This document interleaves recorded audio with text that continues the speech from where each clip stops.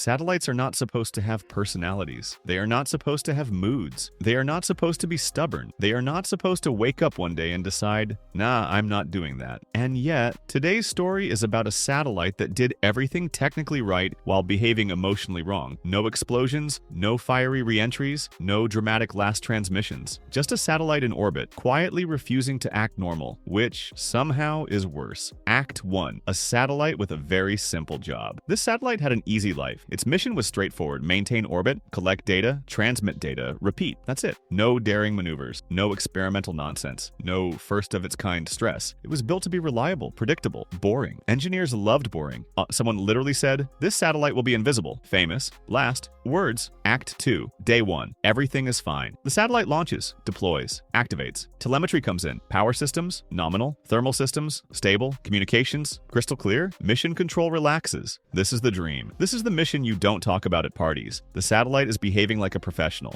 Act 3, Day 2. Still boring, suspiciously. Day 2 arrives. Everything still looks fine. Almost too fine. Someone jokes, "We could automate this mission control." Everyone laughs. Space writes that down. Act 4. The first strange behavior. Then it happens. The satellite makes a tiny adjustment, not a maneuver, not a correction, not an error, just an adjustment. It's subtle, small, within limits. Someone says, "Why did it do that?" Another replies, "Probably compensating." They move on. They should not have moved on. Act 5. The adjustment happens again.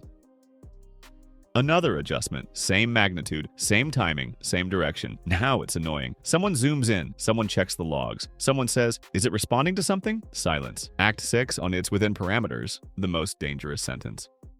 Engineers love limits, and technically, the satellite is behaving within them. That's the problem. Nothing is wrong enough to trigger alarms. Nothing is broken enough to fix. The satellite is misbehaving politely. Act 7, the pattern emerges.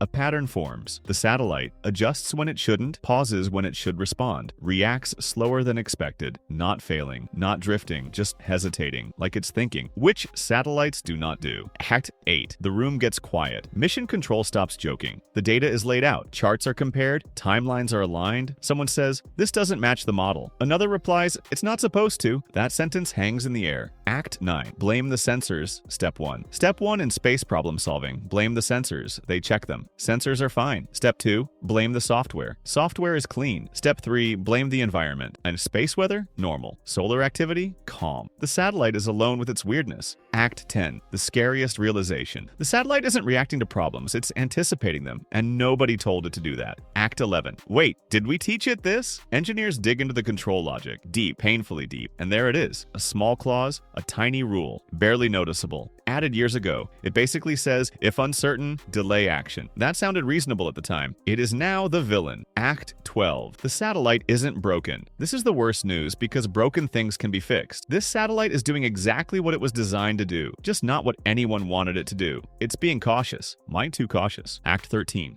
Caution in space is not always good. Hesitation can be dangerous. Delays compound. Windows close. Opportunities disappear. This satellite isn't failing. It's overthinking. Act 14. Engineers argue, loudly but politely.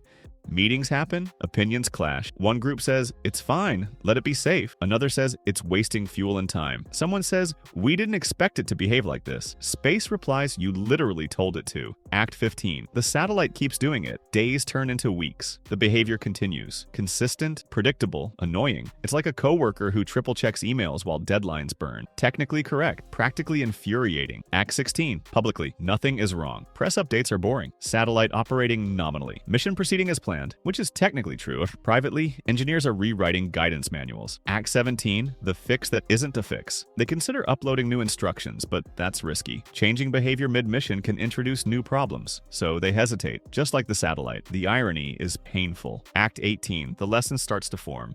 This satellite didn't reveal a hardware flaw, it revealed a philosophy flaw. Engineers optimized for safety without defining when safety becomes paralysis. Act 19.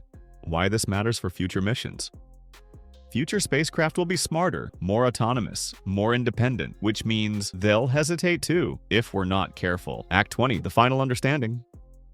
The satellite didn't refuse to behave normally. It behaved exactly as instructed. Humans just forgot to define normal. Conclusion: machines do what you mean, not what you want in space. Machines don't improvise. They obey. And if you teach them caution without context, you get hesitation without purpose. This satellite didn't fail. It politely exposed our ambiguity. This was the story of the satellite that refused to behave normally, not because it was broken, not because it was malfunctioning, but because it was following the rules a little too well. And in space, that can be just as dangerous.